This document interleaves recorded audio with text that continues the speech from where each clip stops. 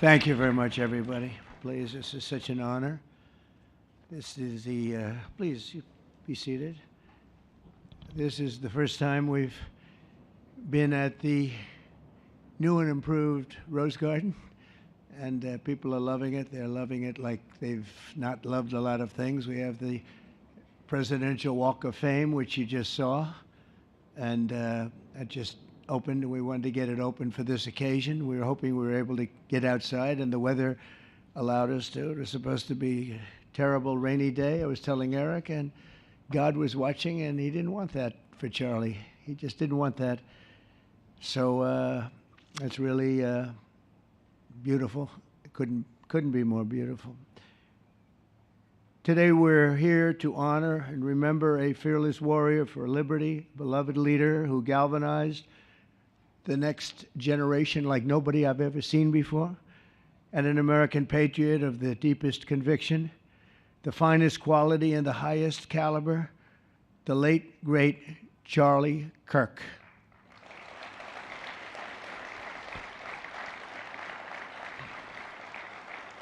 Five weeks ago, our nation was robbed of this extraordinary champion. He was a champion in every way. I got to know him so well. He didn't like losing, and he was able to fight people that were enemies, and he didn't necessarily love those enemies so much. You know, I heard he loved his enemies, and I said, wait a minute, is that the same Charlie that I know? I'm not sure, but I didn't want to get into it. But it was a horrible, heinous, demonic act of murder. He was assassinated in the prime of his life for boldly speaking the truth, for living his faith and relentlessly fighting for a better and stronger America. He loved this country.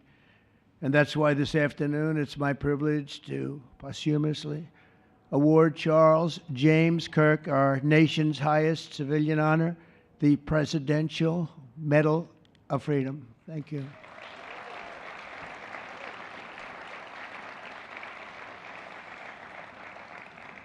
As you know, only hours ago, I returned from a very historic trip to secure peace in the Middle East. People said that couldn't be done. Charlie felt it could be done.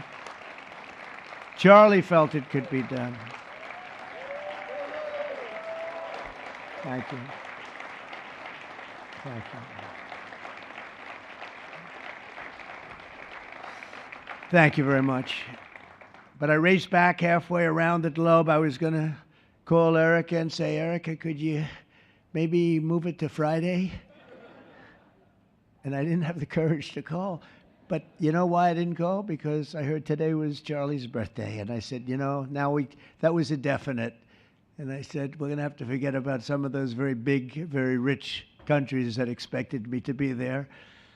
And I can tell you, based on the length of that flight, I wouldn't want to go back tomorrow. But I would not have missed this moment for anything in the world, nothing. And it's a very important time for our country, and our country is doing so well. It's never done better. We are a country with almost now $18 trillion of investment coming in. Nobody's ever seen anything like that. Previous administration had less than $1 trillion for 4 years. We have more than 18, it'll be much more than 20 by the time the year, more than $20 trillion. There's never been a country in the world that had anything like that. What's happened to our country is incredible in a short period of time. Charlie was a big person for, sir, can we close up those borders, please, a little bit? You know, they're really leaking badly. I said, Charlie, I haven't gotten there yet. But, you know, it came out last 4 months. Literally nobody was allowed into our country. And the only people that were allowed in were people that came in legally. The borders are absolutely stone cold closed. And they reported 0, 0, 0, and 0. So that's pretty good. But he was a big believer. He wanted people in the country more than I did, frankly. He wanted them to come in legally. And he got his wish. October 14th is Charlie's birthday, and he should have been turning 32 years old. I tell you, when I first met him, he was like 22. And I said, boy, he's awfully young. But I thought he was older than that, you know. He looked a little bit older than his age. That's okay, you know. That's not good when you're old, but when you're young, it's great. He had the best of all things, but he was special. But instead, Charlie is attaining a far more important milestone. We're entering his name forever into the eternal roster of true American heroes. He's a true American hero, an amazing person, way, way beyond his years. And I'm honored to be joined by a woman who has endured unspeakable hardship with unbelievable strength, and that's Charlie's widow, Erika. And I just want to thank you, Erika. He loved you so much. I was with him. Oh, please. Thank you, darling. Thank you. I was with him before I met Erika, and he told me he was going to get married. He said, "You won't believe how beautiful she is." I said, "Well, then now that I meet her," he's right. But then he also said, "And you know what? She's like the smartest person I know." See, they do go together on occasion. Not often. Not often. But on occasion they go together. But he was in love with you. He was deeply in love with you. It's great. Erika, your love and courage have been an inspiration to all of us, and we will always be here for you, and we're always going to be here for your gorgeous, beautiful children, and we'll never forget what your family has sacrificed for our country. Man loved our country. When things were going badly for our country, he was so, as you know, angry. He would get angry because he said it doesn't have to be that way. We're also pleased to be joined by an incredible group of Charlie's friends, very powerful friends, actually, and some not so powerful, and they're actually better people, okay? I know them all. They're the less powerful ones. I have to tell you that, all of you power guys down here. The best ones in the group are the ones that are less successful, but that happens too. No, they're all great, and they're here. And let's start with Erika's father. Where is Erika's father? Where are you? Where are you, Dad? Oh, look at him. Wow. I want to get a hat like that, too. I like that. How are you? Nice to see you again. Thanks as well to Vice President J.D. Vance, who's been fantastic. J.D., thank you very much. Great. Doing a great job. Did a great job on Sunday with George Slopadopoulos. I thought put him away pretty good. Second lady, who's a phenomenal woman, Usha Vance. Thank you very much, Usha. Thank you very much. Great woman. President of Argentina. He wanted to be here. That's Argentina's a serious flight, right? And he's become a superstar, and he's doing amazing things. He's a MAGA person, but it's make Argentina great again. That's what he does, right? And I want you to stand, please, Javier Milei. Doing a great job. Thank you very much. Many members of my cabinet are here. Just about all of them are here. I won't go into every single one of them, but I'll announce a few of the people that have really turned this country around and helped me. Incredible people. Speaker of the House, Mike Johnson. Where is Mike? Mike, what a job you're doing, Mike. What a job you're doing. And I watched you this morning, and you're in there trying to say, look, just let the country open. Everything will be fine. We're dealing with some radical left lunatics. And I would just wish Charlie was here to fight us. I think the fight would have been over already. He would have had a march on the Capitol by people whose average age is about 21, because there's nobody that had that relationship with young people. Right, Mike? So thank you, Mike, for being here. House Majority Leader Steve Scalise. Steve, thank you very much.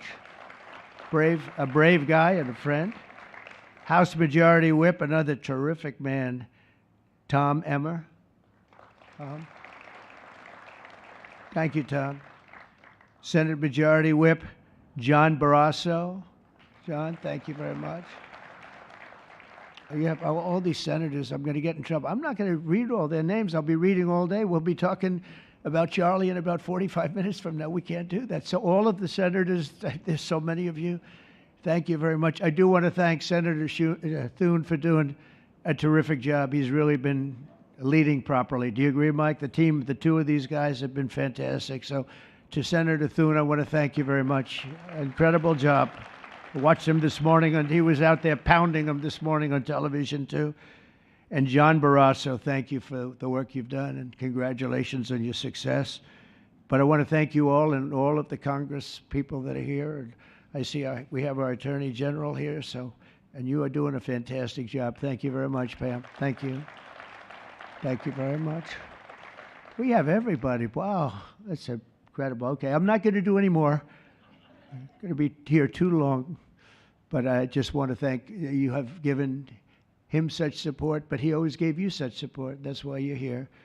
And very unusual. Charles James Kirk was a visionary and one of the greatest figures of his generation. He was truly an amazing figure and growing leaps and bounds. He knew that the fight to preserve our heritage is waged not only on the battlefield and in the halls of power, of which we have tremendous power here, including the head of a place called war. We call it now war. We had defense.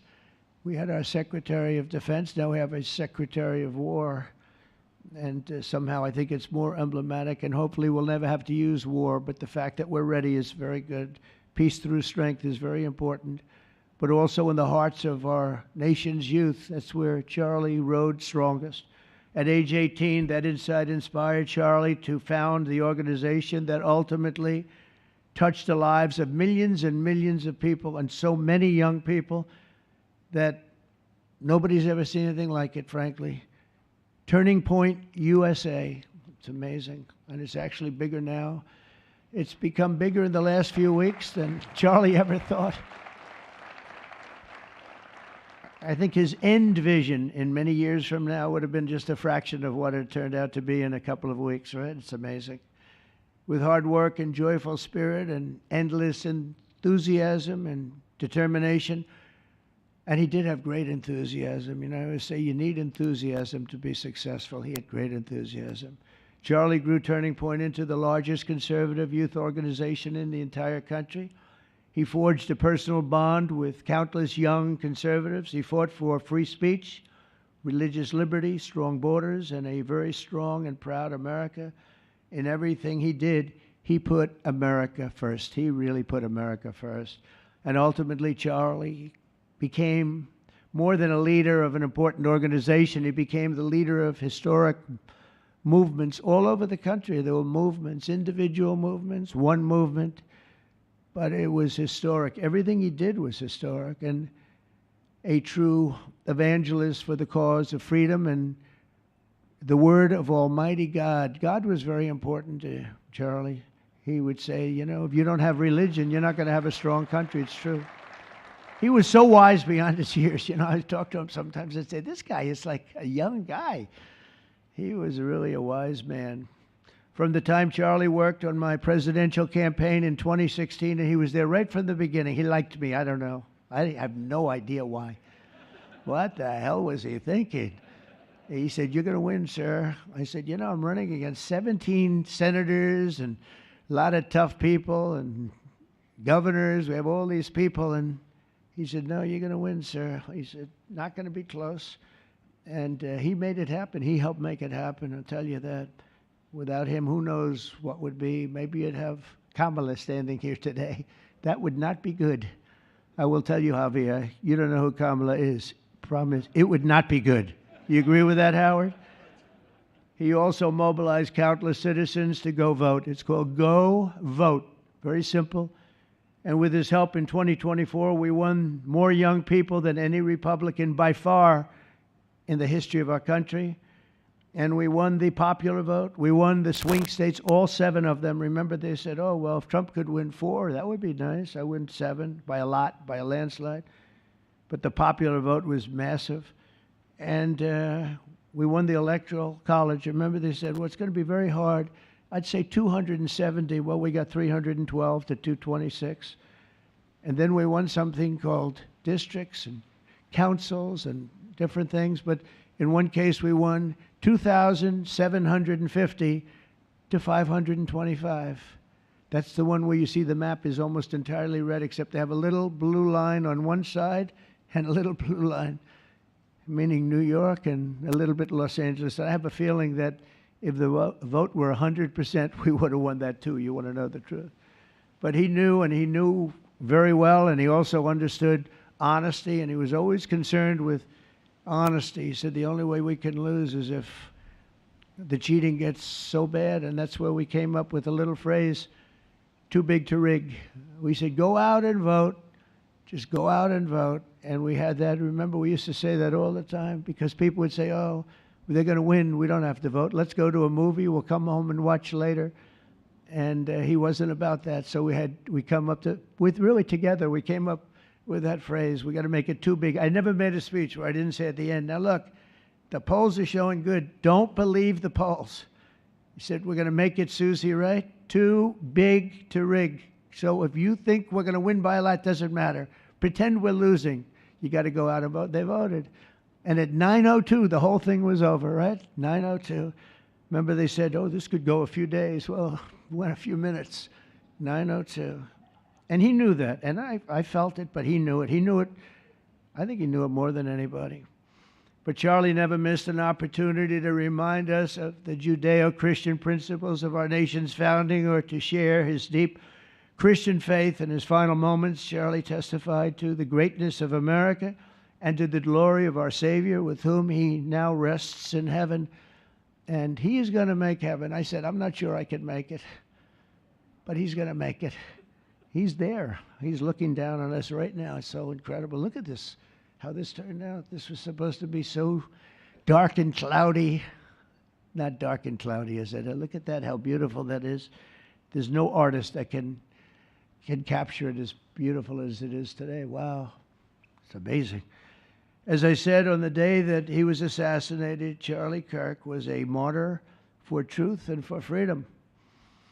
And from Socrates to think, and to St. Peter, from Abraham Lincoln to Martin Luther King, those who change history the most, and he really did, have always risked their lives for causes they were put on earth to defend. He was put on earth to do exactly what he was doing. He didn't want to waste time. He would have been a top student at any college in the country. I know the college as well. He's smarter than the guys there. He was so smart.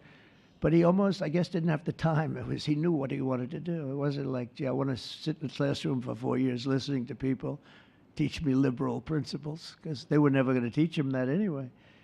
But he didn't have the time. He really didn't have the time.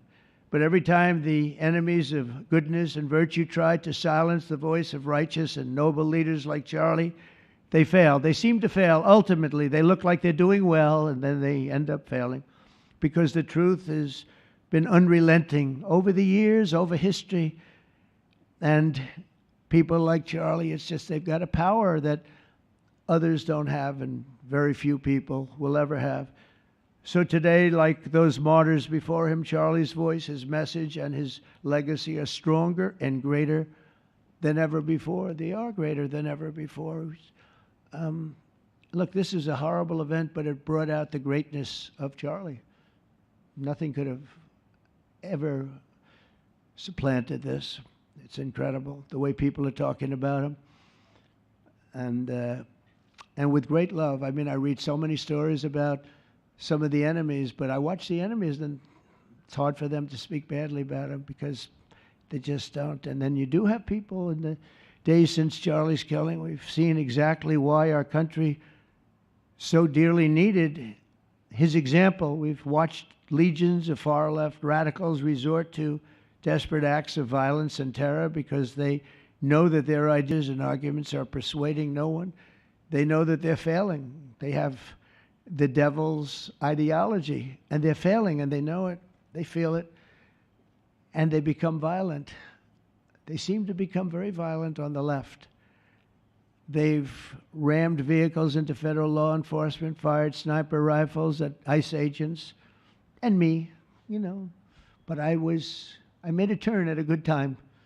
I turned to the right. Charlie couldn't believe it, actually. He said, how the hell did you make that turn? I said, I don't know.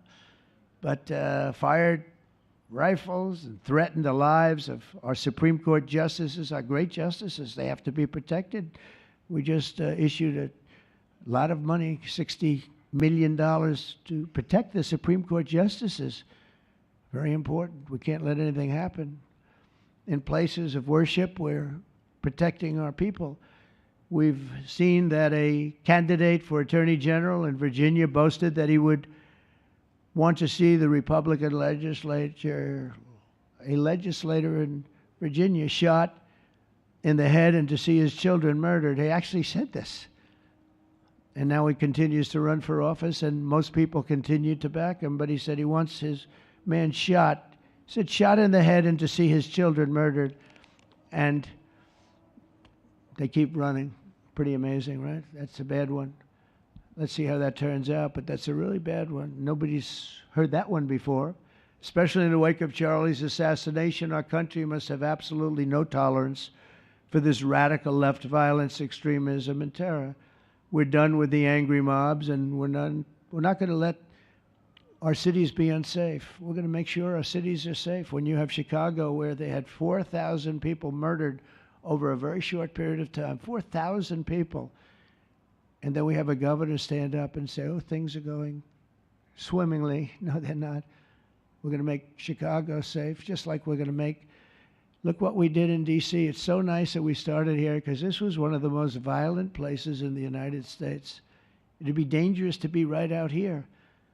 But you couldn't go to a restaurant. The restaurants were all dying. The whole place was dying. You'd have these gorgeous, look at the Washington Monument over there. You'd have these gorgeous buildings and monuments and structures. And people were afraid to leave their apartment. They were afraid to go to work. They'd get into an Uber, and they'd feel safe, and then the Uber would be attacked. They thought they made it to safety, and then the Uber was attacked on the trip in. But we've done a great job, and now it's considered a totally safe city. We haven't had problems. It took us 12 days to make it great. We took out, Pam, 1,700 hard criminals, career criminals in many cases, but these are hardened criminals. Many of them came in through the Biden open borders. We brought them back to the countries. And a couple were so violent that we put them in jail. We don't want to take a chance that they could get back in, because no matter how good we do, somebody can sneak in. They were so violent and so bad. One arrested 28 times. Every time he left prison, he'd get into a violent incident. 28 times. And we put him away for a long time. But we're done with the angry mobs. We're done with it. This is such an unbelievable place right now. You take a look where you can walk down the middle of the street with your wife or your husband. Your children can walk. They can walk alone. It doesn't matter. They can walk anywhere in Washington, and they're safe now. If this were a year ago, they'd have a serious chance of being badly hurt, even killed. They'd come in from Indiana, they'd come in from Iowa, they'd come from Florida to see their nation's capital, and somebody would have to call the parents, I'm sorry, but your son or your daughter's been killed. Not anymore. You hear those sirens going off? That's good. That's a good sound. That means they either got the bad guy or they're going to stop the bad guy. You didn't hear that sound because nobody wanted to do anything. Nobody. Listen to the beauty of that sound. Seriously. And that's the real deal sirens. They're not politically correct sirens. You hear them, they're about 3 miles away. That's great. What a beautiful sound. They're stopping crime. That's what they're doing. So we're done with the voices of fools. They're fools. And death threats, and we're going to make our cities safe. And I thought it was Charlie's, one of his biggest dreams was that. He couldn't believe it. Chicago's going to be a great city again. We've already, we sent people in there 6 months ago, and this governor said, well, crime is down. Yeah, that's because we had the FBI in there for 6 months, just preparing it for the bigger surge. And they've done a great job, the cash and the FBI. They've done a great job, and they love doing it, They love being able to do it. They were restricted from doing it. They couldn't do anything. And now they're totally unrestricted. All they have to do is stop crime, and they're doing it. By the way, Memphis, as you know, you heard they went in about a week ago, one of the most dangerous places in the country, really in the world. It's not just the country. They have very few cities that would compare to some of these cities. You go to Afghanistan, you say, oh, that's unsafe. Well, the crime numbers are much better than the crime numbers in places that we have. So Memphis, I understand, is doing unbelievably in 1 week. It's like a different place. And this took 12 days, and then after that, we just perfected it. But after 12 days, we had good safety here. After 1 month, it's like, it's really amazing. And by the way, restaurants are booming. Restaurants are opening up. The big problem we have, you can't get into a restaurant in D.C. anymore. So they're opening up. It's a beautiful thing to see. It's called safety. It's called law enforcement and letting them do their job. And that's why I said last month that I have directed the Attorney General and the Department of Homeland Security to confront the very real threat of left-wing terrorism in our country. It's a real threat. Not when you confront it, it's not, because they're not brave people. In fact, they're cowards. When you confront them, they immediately fold. You have to see them fold. You have to see them crying. They fold.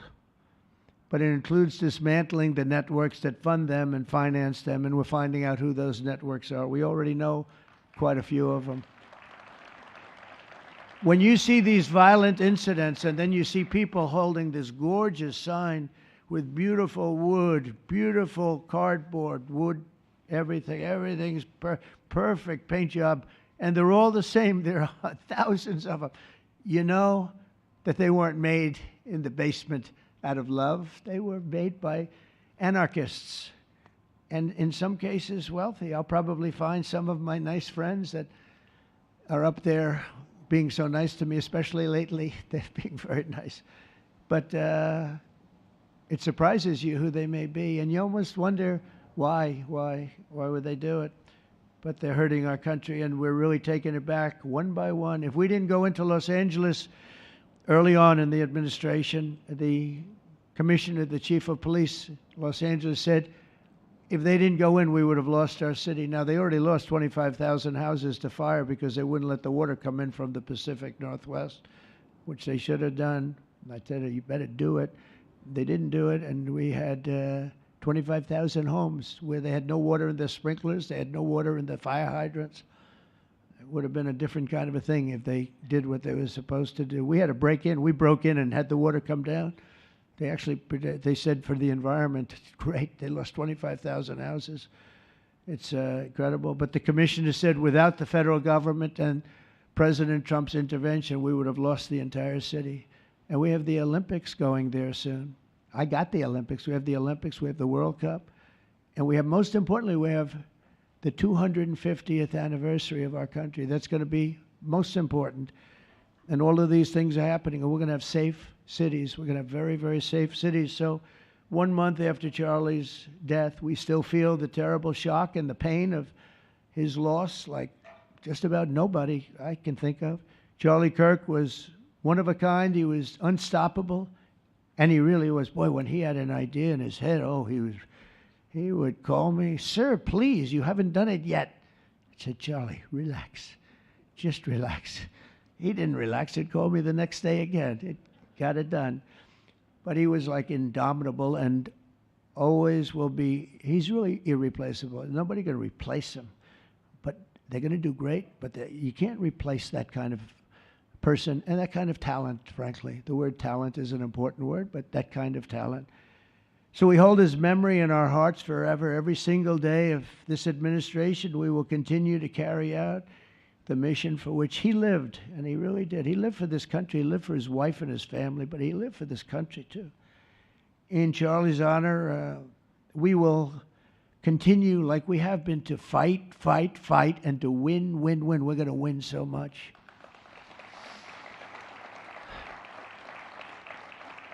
So the Presidential Medal of Freedom is a big deal. You have the Congressional Medal of Honor, military, and the Presidential Medal of Freedom, which is civilian. And the Presidential Medal of Freedom is a really big deal. Very few people get it. Very few people, frankly, qualify. It's a decision of the president, but it's a qualification that's a very hard one to get. And I would like to ask, if I might, the military aide to read Charles James Kirk's citation for the Presidential Medal of Freedom. Thank you very much. Thank you.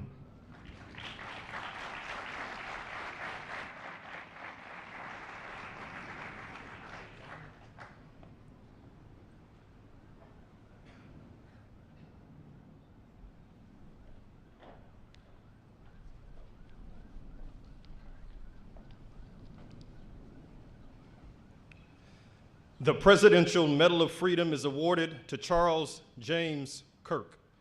Accepting on behalf of Charlie is his wife, Mrs. Erika Kirk.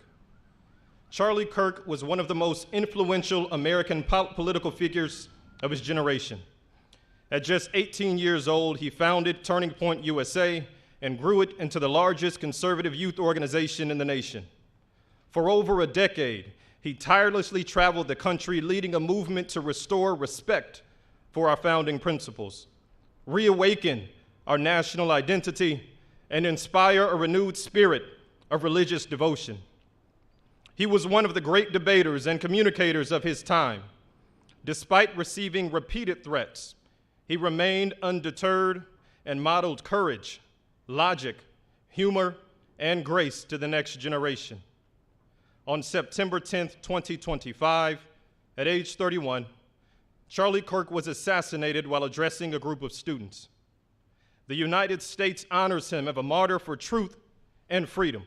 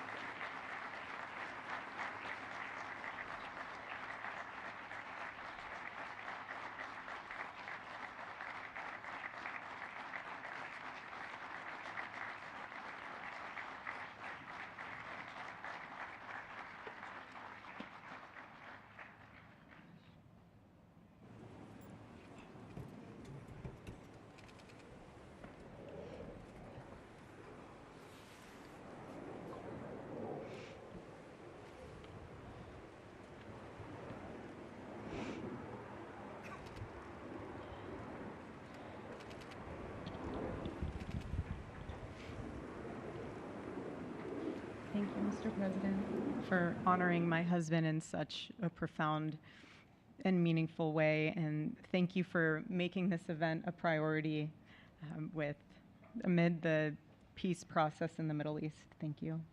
Very grateful. Charlie always admired your commitment to freedom, and that's something that both of you shared. So thank you. Your support of our family and the work that Charlie devoted his life to will be something I cherish forever, so thank you. To our gracious First Lady in her office for making this event possible, thank you as well. It's beautiful. To Vice President and the lovely Usha fans, your friendship has been an unbelievable encouragement. Thank you. And to all our friends and family that are here and watching from all around the world, thank you for loving us. Thank you for praying for us and for believing in what Charlie believed in. And to our Turning Point USA staff and the Charlie Kirk Show staff, we love you more than you could ever know. And to the Turning Point USA chapters that are watching all across America right now, you are the heartbeat of this future and of this movement. Everything that Charlie built, you guys are the legacy holders of that. You are living proof that his mission did not die with him. It lives through you. And Charlie always said the next generation will decide whether freedom endures. And because of you, I know that freedom will endure. It will. And today we're gathered not only to celebrate Charlie's birthday, but to honor a truth that he gave his entire life to defend, and that's freedom. The very existence of the Presidential Medal of Freedom reminds us that the national interest of the United States has always been freedom. Our founders etched it into the preamble of our Constitution, and those words are not relics on parchment. They are a living covenant. The blessings of liberty are not man's invention, they are God's endowment. Charlie lived for those blessings, not as abstract words, but as sacred promises. He used to love to journal about this topic all the time, and with such a heart postured of gratitude. And he believed that liberty was both a right and a responsibility. And he used to say, freedom is the ability to do what is right without fear. And that's how he lived. He was free from fear. He was free from compromise, free from anything that could enslave his soul. His name, Charles, literally means free man. And that's exactly who my husband was. He was a free man. And from the time I met him, sitting across from him, being interviewed on politics and philosophy and theology, anything that Charlie loved, any topic he loved, and I just saw the fire in his soul, and there was this divine restlessness within him that came from knowing God placed him on this earth to protect something very, very sacred for all of us. And he never stopped fighting for people to experience freedom. He didn't. Charlie often said that without God, freedom becomes chaos. And he believed liberty could only survive when anchored to truth. And I remember in one of his speeches, he told the audience that the opposite of liberty isn't law. He said it's captivity. And that the freest people in the world are those whose hearts belong to Christ. But what's so powerful is that Charlie had the ability to communicate so brilliantly across all generations. And he reminded us that in a world that tells us freedom is doing whatever you want to do, the real freedom is the power to live freely and to do what is right. And in one of his journal entries, he wrote that he wanted everyone to know that you can't have liberty without moral responsibility. Freedom divorced from faith eventually just destroys itself.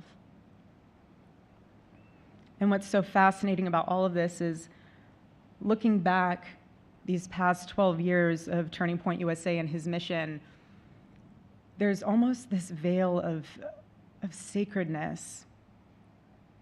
Because what I realize is that while he was building an organization, he was also building a movement, one that called people back to God, back to truth, and a movement that was filled with courage. And ironically, for a man who impacted millions, Charlie never desired to be the center of attention. He just wasn't. My husband was not a man of extravagance. He loved simple but deeply meaningful things, truly. He loved his late night walks. He loved buying more books than he could ever read because he felt there was no such thing as a book budget. And he loved being able to read to our kids the same bedtime story on repeat because he knew it was their favorite. But to him, that was special. And he loved to sit in the sun on a Saturday morning with his cup of decaf coffee, and his phone was off because he was honoring the Sabbath. And for him, it was that moment to catch his breath and just be in peace because he was unreachable at the moment. And he preferred quiet birthdays. But that never stopped me from telling him. I told him every single year, I said, baby, I love your birthday. I said, because it's the day that God knew the world couldn't go another day without you.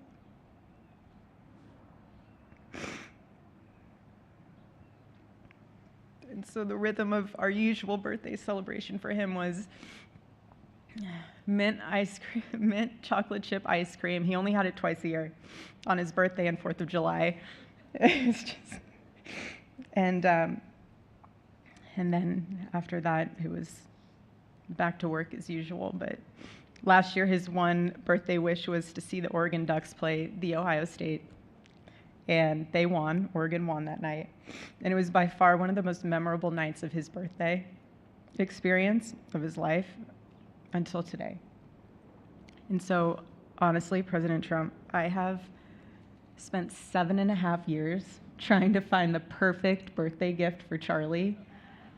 And it's so difficult. And those of you that have spouses or loved ones, you know how difficult it is sometimes to buy a gift for someone that you love, because he wasn't a materialistic man, so that also did not help. But now I can say with confidence, Mr. President, that you have given him the best birthday gift you could ever have. Thank you.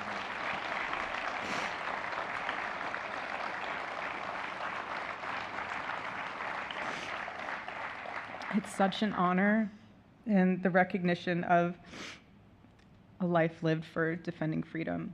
And that's what Charlie fought for until his last breath. And it was written across his chest in those final moments on one of his simple t-shirts that always carried a message, and this one bearing a single word, freedom. That was the banner over his life, and that shirt was a declaration. The same declaration he made in every speech, every campus visit, every time he shared the gospel at a church, every sleepless night that he would spend praying for the youth of this nation and planning for the future of our country, and just impressing upon them that when we defend liberty, we defend the soul of our nation. My husband never told anyone what to say. He never did. He never told anyone what to say. He would just encourage them to think. He would encourage them to think outside of the traditional political labels. He would want them to think in a way that was anchored in wisdom and truth. But he would never tell anyone what to say.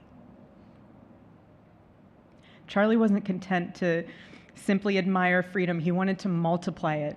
He wanted to multiply freedom.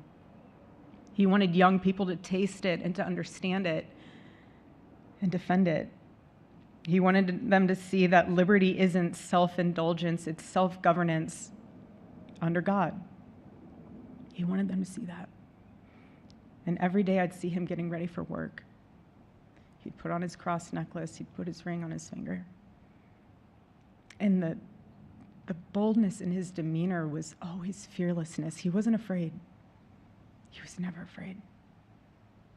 In his daily actions, whether in office or on campus or at a church, it was always without fear. That was his creed.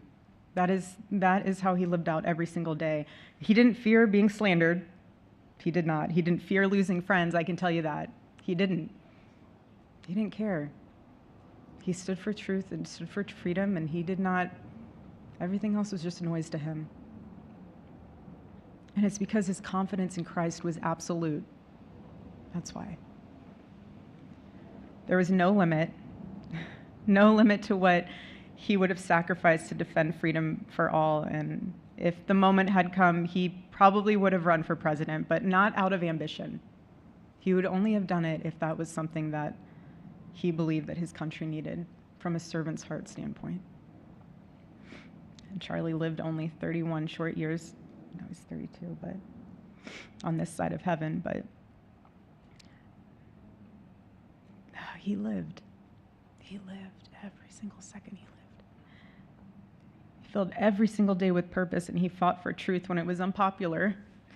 And he stood for God when it was costly, but that's what we're called to do. Surprisingly enough, he did pray for his enemies, which is very hard, but he did. He did. He did. No one else, I mean, I saw him do it. No, he never did it in front of anyone else, but I can attest to that. But he also loved people when it was inconvenient. And he ran his race with endurance, and he kept the faith. And now he wears the crown of a righteous martyr. And for me and for our children, the truth really steadies our grief, because heaven gained what earth could no longer contain: a free man made fully free. to all watching, this is not a ceremony. This is a commissioning. And my message is simple. I want you to be the embodiment of this medal. I do. I want you to free yourself from fear. I want you to stand courageously in the truth. Listen for the still, small voice of God.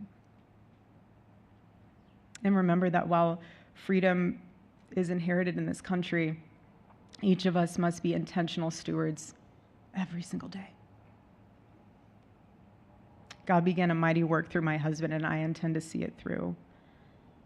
And the torch is in our hands now. It's in mine, it's in yours, it's in all of yours. It's in all the students with Turning Point USA. And before I close, I'll share with you that I asked our daughter what she would like to say to Daddy for his birthday. Excuse me.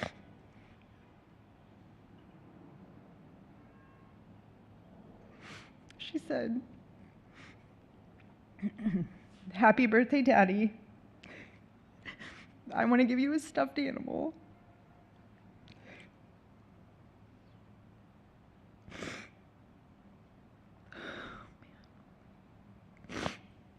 I want you to eat a cupcake with ice cream, and I want you to go have a birthday surprise. I love you," is what she said.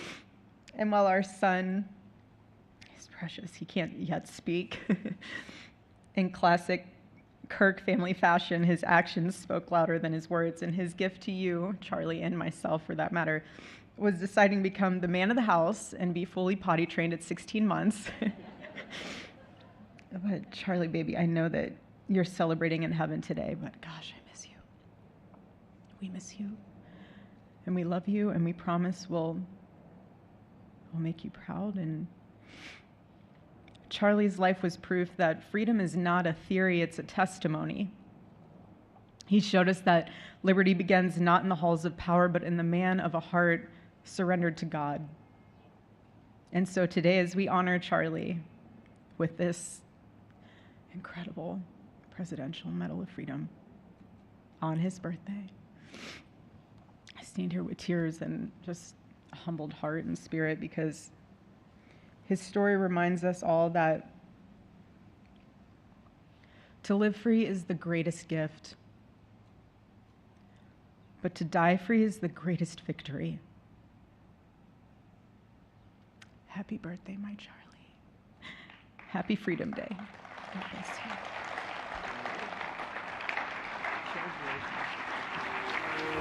you.